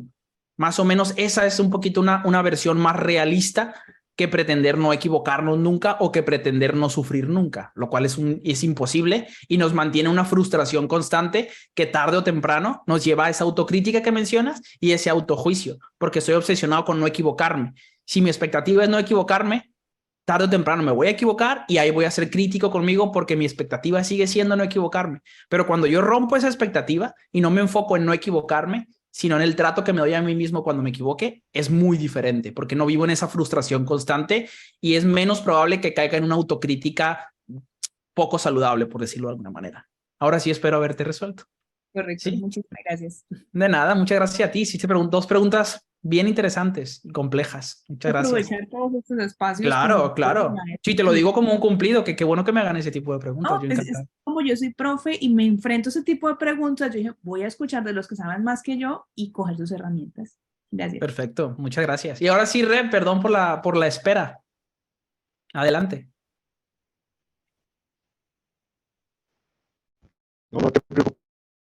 No sé si me copian porque yo tengo un problema de sonido. Antes que nada, agradecer la exposición excelente.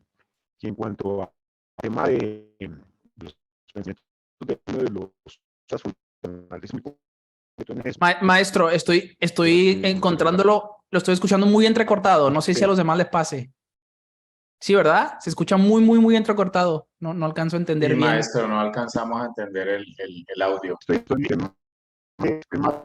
Sí, se corta mucho, mucho, mucho. No sé si pudieran intentar hacer la pregunta por el chat, a ver si más o menos la puede plantear, porque la verdad es que no se alcanza a entender, se corta mucho y creo que a todos nos pasa igual. Sí, sí. Me da hasta pena porque siento que trae una pregunta como que muy interesante porque se ve que la estaba diciendo con mucho entusiasmo. No sé si la puedo plantear por el chat. También puede pasar eso. Igual si corta la imagen, o sea, si quita la cámara y lo intenta de nuevo, eso a veces ayuda a que no se entrecorte. Pero tendría que quitar la cámara. A veces eso hace que fluya mejor. A ver, ¿lo intentamos? A ver, no sé si ahí me están copiando bien. 1, 2, 3, probando. Un poquito mejor. A ver, intentemos a ver entre todos, poner la mayor atención posible, a ver si alcanzamos a entender la pregunta entre todos. Venga. No, es que, pues, antes que nada, como te decía, es agradecer la exposición, porque pues es muy asertivo. Gracias. Y por otro lado, pues, respecto a las producciones mentales, porque son esto, producciones mentales, básicamente son conexiones sinápticas temporales. Hay un sutta fundacional que es muy concreto en eso. Y el Buda explica cómo referirme yo a los agregados. Es decir, que lo correcto es, esto no es mío, esto no soy yo, esto no me pertenece. Y así es con lo que tiene que ver con cuestiones mentales. Lo que nosotros tenemos que entender es que nosotros estamos en sociedades muy neuronizadas. Y el entorno es básico en eso, y la educación social que recibimos a través de una sociedad neurotizada y enferma, pues el producto es causas y condiciones. Obviamente yo voy a estar neurotizado y enfermo. Y una cosa curiosa que pues incluso yo le diría a María o a cualquier persona que sufra de ansiedad en lo referente a esa narrativa, a esa emisora interna. Es curioso, pero si uno tiene esa narrativa interna y trata de hacer una traducción inversa y tratar de pensarla en un idioma que uno no maneje bien, el impacto emocional desaparece automáticamente. Los invito a que hagan ese ejercicio. Porque el cerebro se centra tanto en pasarlo en inglés, por ejemplo, supongamos que yo no hable el inglés perfecto, y se nota enseguida el impacto emocional desaparece. Eso da mucha conciencia a la persona de que realmente eso es una producción mental que no vale la pena a la cual engancharse. Y como pues el cerebro, el trabajo de él es simular escenarios todo el tiempo, uno tiene que entender eso. Por eso sobrevivimos como especie. Él simula escenarios todo el tiempo. Entonces, cuando uno ya por lo menos entiende cómo funciona la dinámica y cómo funciona el mecanismo, pues uno ya no está tan duro. Pero sí es importante, sobre todo, aterrizarse, porque en esta sociedad la gente ya no distingue la fantasía de la realidad. Y lo que tú hablabas de Instagram y de redes sociales es 100% cierto. La gente tiene una idea de la vida que no es. Y cree que todo el mundo está bien, que a todo el mundo le va bien, todo el mundo es bonito y yo soy el único que desgracia, a mí sí me va todo mal. No, resulta que acá todos estamos paila, porque esto es una máquina de moler carne, literalmente. Y si uno está vivo y está respirando, pues está expuesto a que le pase cualquier cosa, ¿no? Eso es de entrada, eso es algo que uno tiene que tener presente todos los días cuando se levanta. Y ya para cerrar, una frase.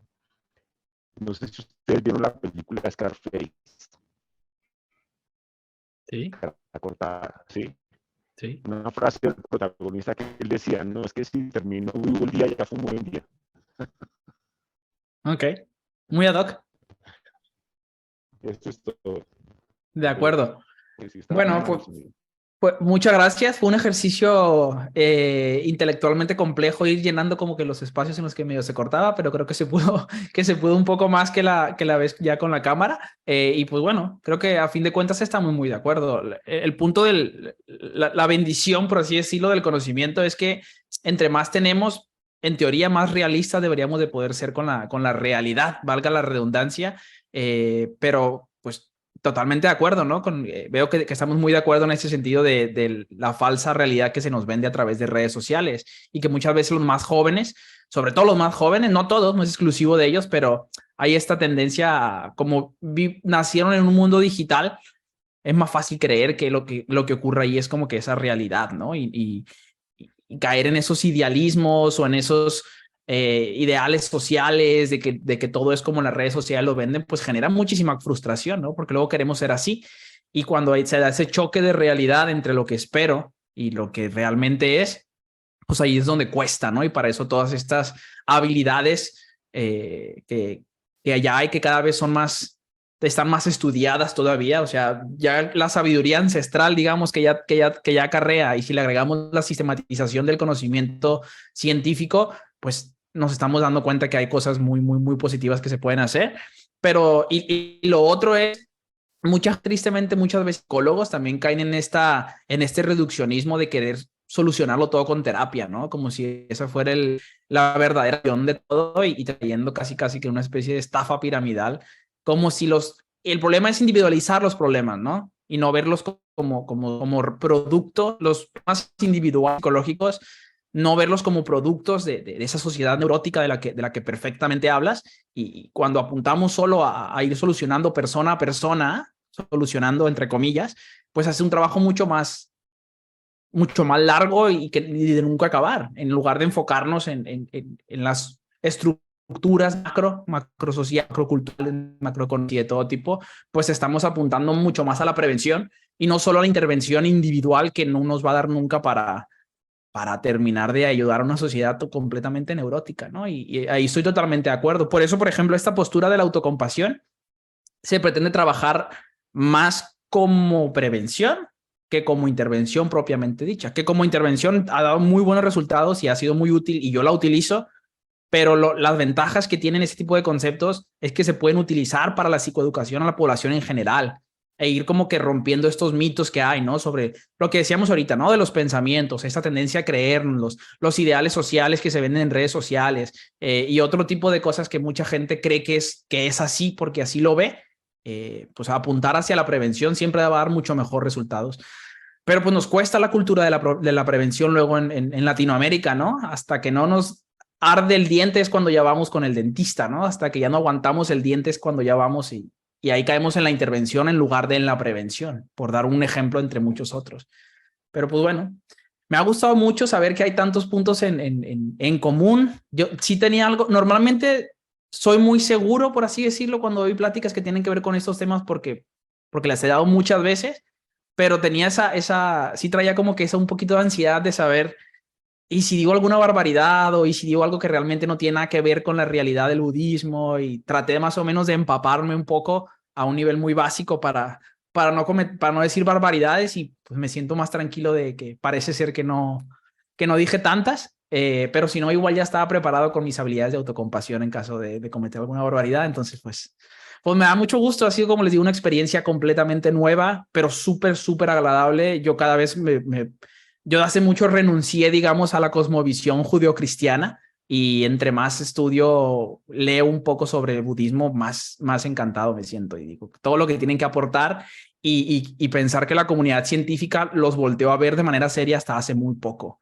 porque hace 50 años se les veía con todo el respeto del mundo como unos hippies ahí que andaban flotando en su nirvana y que, o sea, con todo el respeto al mundo, yo jamás los vi así, le digo, pero estaba como que esta creencia entre muchos pertenecientes a la comunidad científica, pues mucha espiritualidad y mucho esto, pero y luego mucha gente con la intención de desmentirlos empezó a investigarlos y ahí entra la cachetada con guante blanco de la que les hablaba, ¿no? Que ahora son los postulados principales de prácticamente cualquier terapia basada en evidencia. Entonces, pues agradecerles nuevamente. No sé si hay algún otro comentario, si vamos cerrando ya o ¿cómo ven? Pues Carlos, muchísimas gracias.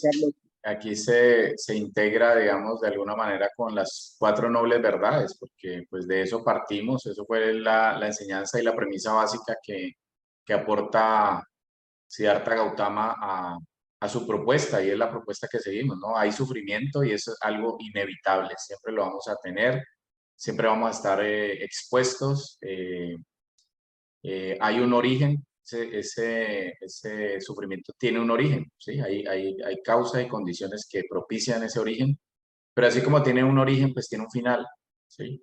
Tiene un final y hay maneras para poder lidiar con ese sufrimiento, por agotarlo, digamos, en el momento que aparece y que va a ser de manera cíclica, porque nosotros no vivimos en una burbuja ideal, por allá flotando en el aire, sino que somos personas de carne y hueso, reales, lidiamos con una existencia que es bastante dura, pero cuando somos conscientes de eso y trabajamos por eso, pues podemos hacer una vida un poquito más amable, más llevadera y no engancharnos con esos pensamientos que a veces nos invaden, ¿no? O sea, todos pasamos por lo mismo, independientemente de la profesión que ejerzamos, independientemente de la condición social. Obviamente que si estoy en una condición social más oprimida, pues va a ser difícil, ¿no? Difícil pensarme como voy a alejarme de los malos pensamientos cuando no tengo con qué comer, no tengo con qué pagar el colegio de mis hijos o alguna cosa. Pero sí es muy importante ser conscientes de esos pensamientos, ¿no? Que a veces nos invaden, pero no somos eso, no somos lo que pensamos, no somos lo que pasa por nuestra cabeza, sino que somos lo que actuamos. Y desde ese punto de vista, la conferencia empata perfectamente, calza perfectamente con la propuesta. O sea, no estamos hablando 2 idiomas o 2 lenguas diferentes, sino que es la misma. Totalmente.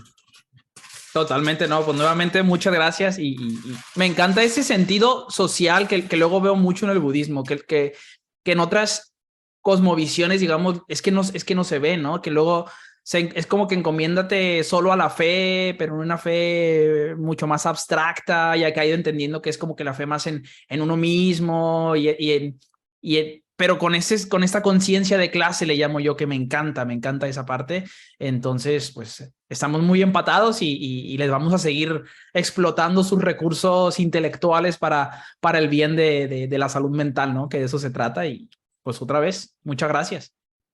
El maestro Bulli, el maestro Ángel, de pronto va a hacer algún comentario que fue, digamos, el contacto para traernos a nuestro invitado especial el día de hoy.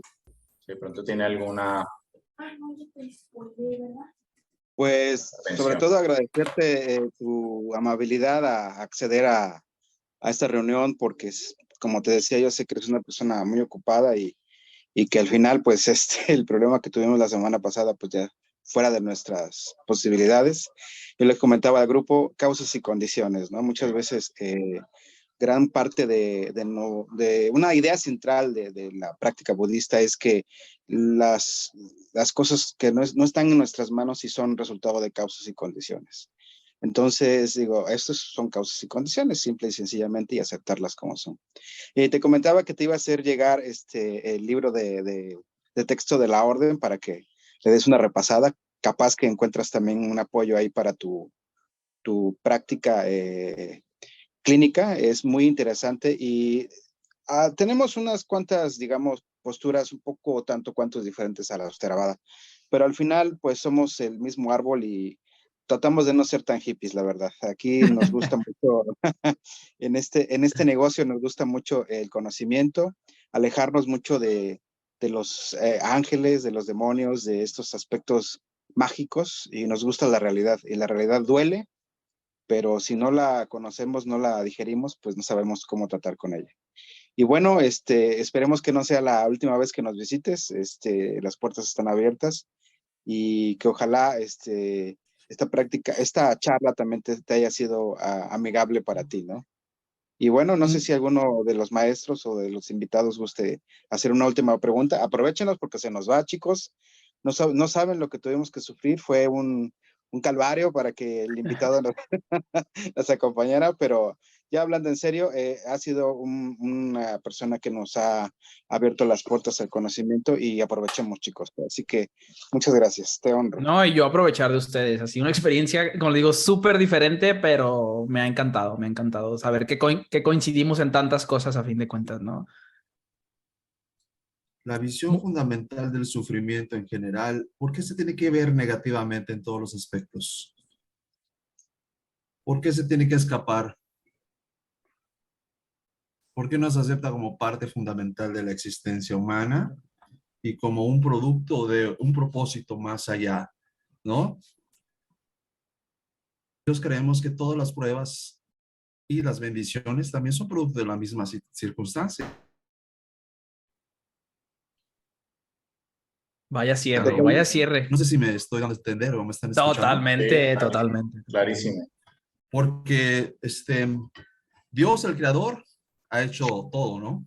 El bien y el mal. Y todo lo ha hecho con un propósito, que es el de desarrollo humano. Porque estamos en una existencia condicionada, obviamente, pero no es la única existencia, ¿no? Hay otras existencias. Y el desarrollo espiritual del ser humano es infinito. No es de esta solamente vida, ¿no? Y pues estuve mucho tiempo en el budismo, pero me llamó la atención todo esto.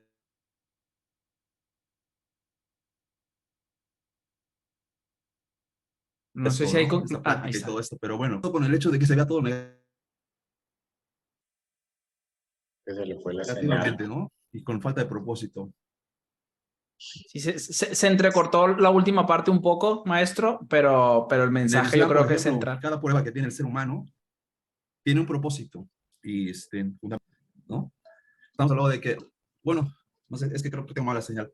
Nosotros no somos creadores de ni siquiera un solo pelo de nuestro cuerpo. Ni siquiera sabemos cómo pudimos haber llegado aquí, ¿no? Entonces, dejar todo el aspecto solo a un aspecto mental, creo que es muy